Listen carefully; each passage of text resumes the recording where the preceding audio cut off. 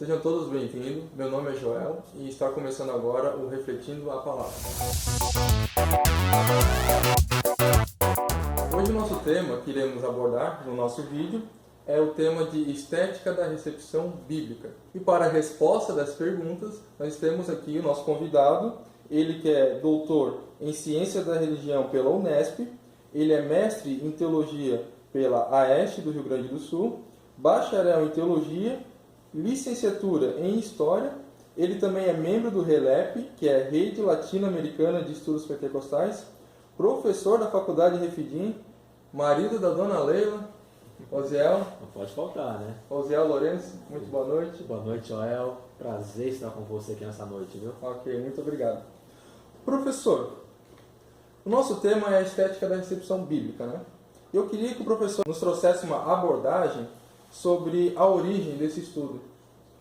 Sim, Joel. Primeiramente, vamos definir os termos, né? Estética da recepção. A expressão estética, ela tem a ver com o efeito, a recepção, a leitura. Desse modo, a estética da recepção, ela estuda o efeito que um texto traz sobre determinado leitor. Ao longo aí de várias décadas, vários anos, sempre quando alguém iria analisar determinado texto, seja ele literário, sempre privilegiou dois elementos. Ora, se privilegiou o autor, no sentido de que, ao interpretar esse texto, eu preciso saber qual é a intenção original do autor a escrever essa obra. Ou se privilegiou o próprio texto, ou seja, o que esse texto ele quer dizer. Veja, então, sempre se privilegiou esses dois elementos. Ora, o autor do texto, ora, o próprio texto. E a partir daí se desenvolveu uma série de ferramentas de interpretação. Aí que veio na crítica histórica, a crítica literária, elementos como a própria filologia, para estudar a formação e a origem das palavras, sempre para se determinar o significado, o sentido do texto, a partir da perspectiva do autor da obra, ora pela perspectiva do próprio texto. E nesse meio, o leitor de um texto, ele meio que foi um elemento que foi secundarizado, ou seja, ficou de fora desse processo de interpretação dos textos bíblicos. Então, quando isso começa a mudar? Começa a mudar a partir da estética da recepção. E quando ela começa, né? Qual é a origem dela? Em 1967, um professor de História da Literatura, o Iasus, ele proferiu uma palestra na universidade onde ele dava aula sobre justamente a história da literatura. E no meio dessa palestra que ele deu, ele tentou resgatar o papel do leitor na hora de se interpretar determinado texto. Veja, então a gente pode demarcar assim, os primórdios, né, o início da estética da recepção a partir da obra publicada por Iasus em 1967. Perfeito, professor. Mas quais são as teses do Iasus? Boa pergunta, Joel. O Iasus, ele elaborou 7 teses que têm uma relação direta com a estética da recepção. Primeira tese de Iasus, ele dizia que é um processo de diálogo entre o leitor e a obra. Em que sentido? No sentido de que qualquer pessoa, quando ela lê determinado texto, aquela pessoa ela atualiza aquele texto de acordo com a sua própria realidade, de acordo com a sua própria vivência. Ele revolucionou essa ideia do contexto. A gente sempre, quando a gente fala de hermenêutica, a gente pensa em contexto a partir do contexto em que a obra foi escrita, né? Contexto histórico, geográfico, cultural. Para Iasus, não é apenas o contexto da obra, mas é o contexto do leitor, na medida em que, ao ler aquele texto, o leitor ele vai atualizar aquele texto, o sentido daquele texto, a partir da sua própria realidade, a partir das suas próprias vivências. Segunda tese de Iasus, ele fala de conhecimento prévio, que a gente pode também chamar de círculo hermenêutico. O que quer dizer o círculo hermenêutico? Quer dizer que toda a interpretação de um texto, quando alguém vai interpretar e vai ler um texto, ninguém faz isso a partir do nada. Todo o texto que a gente lê, a gente traz todo um arcabouço de informações que vai determinar o sentido que nós vamos dar àquele texto, que podem ser as muitas leituras que eu já fiz, a todos os conhecimentos que eu já tenho, as minhas próprias vivências, experiências, de modo que todo esse arcabouço intelectual e experiencial vai influenciar diretamente no sentido que eu dou para o texto que eu estou lendo. Perfeito. Então isso é conhecimento prévio. Terceira tese do Iasmos, ele fala do horizonte de expectativa. Ou seja, todo mundo que vai ler um livro, um texto, ele espera alguma coisa daquela obra, daquele texto. Ou ele quer se emocionar, ou ele quer aprender, ele quer ser instruído. Ou seja, aquilo que ele espera através da leitura daquela obra, né? Ou seja, horizonte de expectativa. Quarta tese do Iasmos, ele fala de uma reconstituição do horizonte de expectativa. O que isso quer dizer? Vamos citar aqui um exemplo. Vamos dizer que a gente pega um texto bíblico. Vamos pegar aí o texto Paulo escrevendo aos Romanos, no capítulo 12. A gente pega esse texto e dá para duas pessoas lerem. A gente vai perceber que as interpretações nem sempre elas vão se coincidir. Porque em um mesmo texto, em uma mesma leitura, podem ter duas percepções ou mais diferentes a respeito de um mesmo texto. Então isso acontece muito. Iasmos diz isso.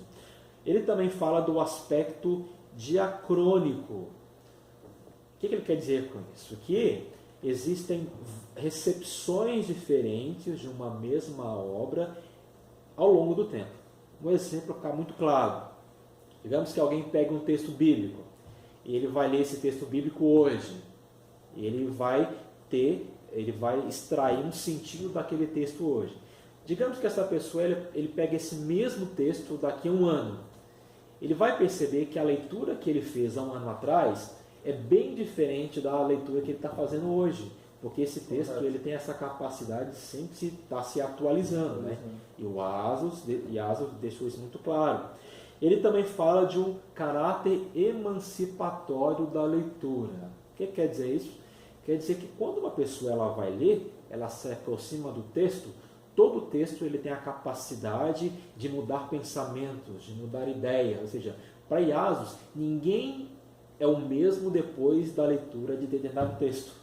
Ou seja, os nossos pensamentos são mudados, as nossas ideias são mudadas, né? As atitudes são mudadas. Né? Então, Iasmos ele deixou isso muito bem claro. E a sétima e última tese do Iasmos, ele fala que pode também acontecer o seguinte: pode acontecer, digamos que a gente pegue um texto, no mesmo texto coloca nas mãos de um católico, nas mãos de um evangélico, nas mãos de um ateu. Sabe o que pode acontecer? Pode ser que essas três pessoas extraiam o mesmo sentido daquele texto. Pode haver também uma coincidência no ato da leitura, no ato de interpretação também. Então essas aí são as 7 teses do Iasmos.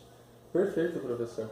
E utilizando a sua fala já, eu quero fazer a seguinte questão. Como que esses métodos, essas teses do Iasmos, ela se aplica nos nossos estudos de hermenêutica bíblica? Muito boa pergunta, Joel.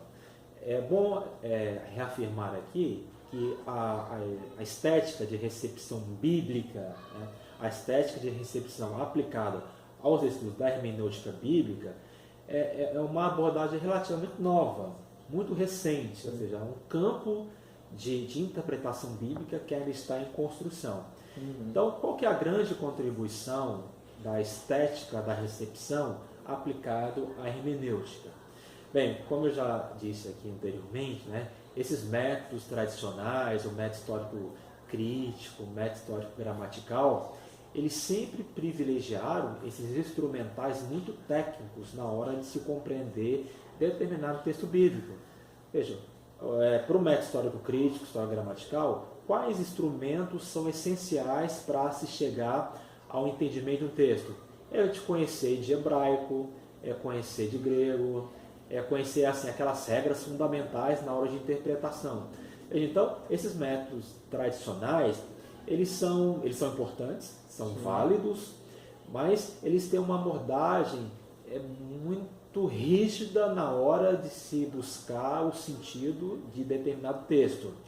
Veja, então, qual é a contribuição da estética da recepção bíblica? Ela diz o seguinte: olha aqui, mesmo que a pessoa ela não domine os instrumentais, os instrumentos de interpretação bíblica, mesmo essa pessoa ela é capaz sim de extrair o significado daquele texto, mesmo não dominando os instrumentais de interpretação bíblica.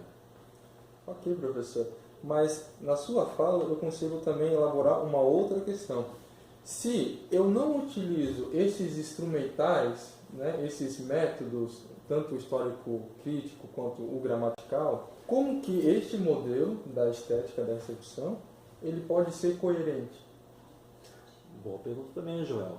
Uma coisa que me está muito bem claro aqui, que a estética da recepção, ela não quer menosprezar os vários métodos de interpretação. Nós temos vários aqui, citamos o método histórico-crítico, só gramatical, mas tem vários outros métodos também de interpretação. Né? Tem a hermenêutica pentecostal, que é extremamente importante, válida, e existem vários métodos. Então, a estética da recepção, ela não quer negar os vários outros métodos, mas ela quer ser um outro método, um outro olhar a respeito da interpretação. Então, eu acredito de que maneira nenhuma a estética da recepção bíblica ela é incoerente com a hermenêutica. Por quê? A gente sabe que uma das abordagens de se fazer hermenêutica é através da chamada hermenêutica narrativa. Para quem nunca ouviu falar de hermenêutica narrativa, o que é uma hermenêutica narrativa? É aquela que privilegia as falas, os discursos dos indivíduos, ou seja, é uma construção do conhecimento de Deus e da Bíblia a partir da fala dos indivíduos. Veja, então, eu entendo que a estética da recepção ela está muito bem alinhada com a hermenêutica narrativa, na medida em que ela dá voz ao indivíduo, que ela dá voz aos sujeitos. Então, é por esse motivo que eu não vejo ela como uma abordagem coerente com a hermenêutica, muito pelo contrário. A estética da recepção bíblica ela pode ser muito útil, porque ela democratiza o acesso ao texto. Não precisa ser necessariamente um especialista dominar os recursos científicos para extrair o significado de um texto. Muito bem, então, professor. Perfeitas suas respostas. Nós estamos aqui, então, finalizando mais um quadro do Refletindo a Palavra. Quero já, de antemão, agradecer mais uma vez, professor Osiel, doutor Osiel. Obrigado pela entrevista. Para mim foi uma grande satisfação, uma grande alegria poder participar dessa entrevista, Joel. Estar aqui também com Refletindo a Palavra, que é esse canal tão importante, né, que é de divulgar a palavra. E para mim foi um prazer, uma honra poder estar aqui, passar esses momentos conversando, né? Conversando a respeito da estética da recepção bíblica. Muito bem. Antes de finalizar o vídeo, nós temos aqui os livros do professor, né? Que além de doutor, mestre, bacharel, ele também é escritor. E eu queria que o professor fizesse algum comentário sobre os seus livros que estão aqui aparecendo no nosso vídeo. Claro, com prazer. Bem, tem esse primeiro livro aqui, chamado Giorgio Agamben em Foco. Giorgio Agamben é um importante filósofo italiano que ele pesquisa as relações entre a teologia e o Estado moderno. Essa ideia de que, essa ilusão que as pessoas têm, né, de que a teologia hoje ela não faz sentido na sociedade. Né? O Agamben defende a tese de que a teologia ela é ainda muito forte, tá? Ainda muito presente na sociedade, principalmente na sociedade ocidental. Né? Então, Giorgio Agamben em Foco. Aqui eu apresento com amigos e colegas, né, o pensamento desse importante filósofo italiano, Giorgio Agamben em Foco. Tem aqui também essa outra obra chamada Teologia Histórica, onde eu apresento a história da teologia, desde lá dos primórdios, do cristianismo primitivo, até o mundo contemporâneo, né, destacando as grandes discussões teológicas e também as principais personagens que construíram a teologia, que refletiram a teologia ao longo dos séculos da história da igreja. Perfeito. Tem também esse aqui, um livro, eu costumo dizer que esse aqui é meu livro mais visceral, é o Provocações Teológicas.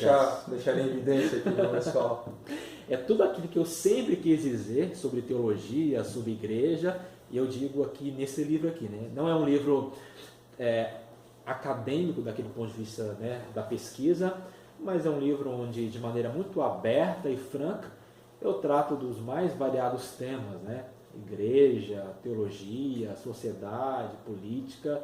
É um livro assim que depois de escrever eu me senti até um pouco leve, sabe, João? Ah, que legal. Eu coloquei as minhas questões nesse livro aqui. Esse livro aqui também, ó, Pentecostalismo e Reforma Protestante.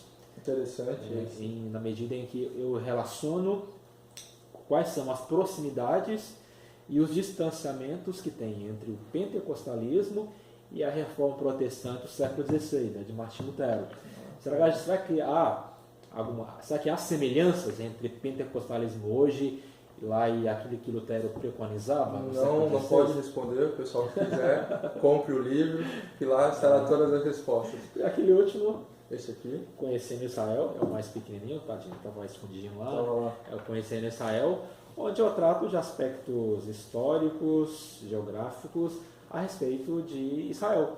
Ele ajuda muito na questão histórica da interpretação bíblica, né? Então, quem quiser conhecer mais sobre aspectos geográficos, culturais, é um livro básico para se compreender esses aspectos. Muito bem. Todos os livros vão estar no link aqui embaixo. E eu agradeço novamente ao Dr. Osiel Lourenço pela entrevista. Foi um prazer. No canal Refletindo a Palavra. Foi um prazer. Um abraço a todos.